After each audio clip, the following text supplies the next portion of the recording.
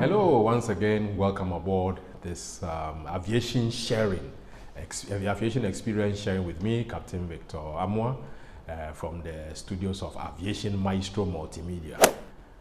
Today we're going to look at what is in a pilot's bag. Many a times, as you can see on your screen, you see a picture of flight crew wheeling what you call their bags around the airport terminal to and fro the aircraft. Question: what is in the pilot's bag? Okay, people just want to know. Some people think it's a secret, we shouldn't tell anybody, but hey, we don't lose anything by telling you what is in it, okay? But basically, I'm going to talk about the basic things, okay, that you need in a pilot's bag. And at the end of the day, if you want to add something extra or you see somebody with something extra, that's fine. But what are the basic things?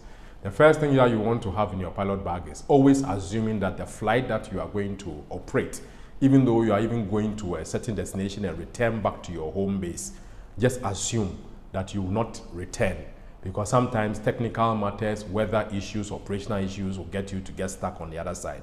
So at one side of your bag, as you see on the screen, you need to have your toilet bag, which has obviously everything that is in it. You know, nothing special for pilots, your deodorant, soaps, and things like that.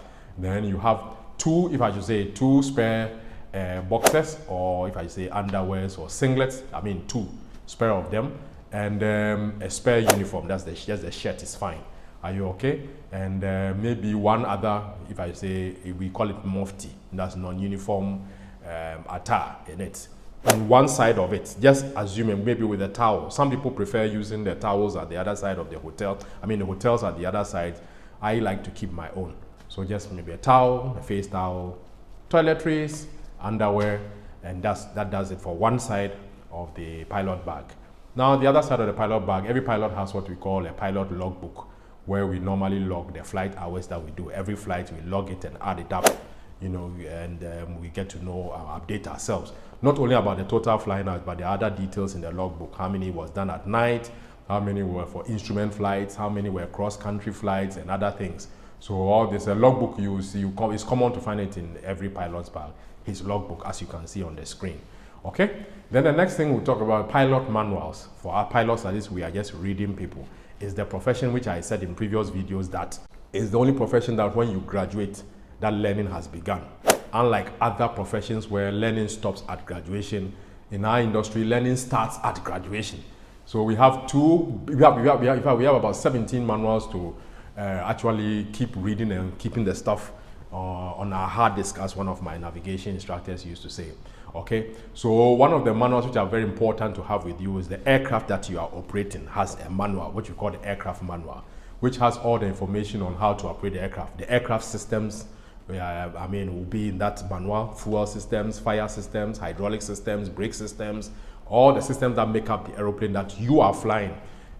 There's a manual for it. It's always good to have it in your bag so that you read it occasionally, maybe when you are on the other side of your destination.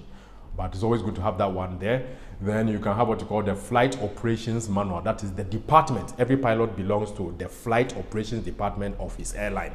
We also have procedures and manuals to read and understand how it is like to exist in your department. So you have things in the information such as the organogram or the organizational chart in that manual. You have things like the quality procedures, safety procedures, work and rest procedures, operational procedures, security procedures, etc. So it's also good to have that one also in your bag.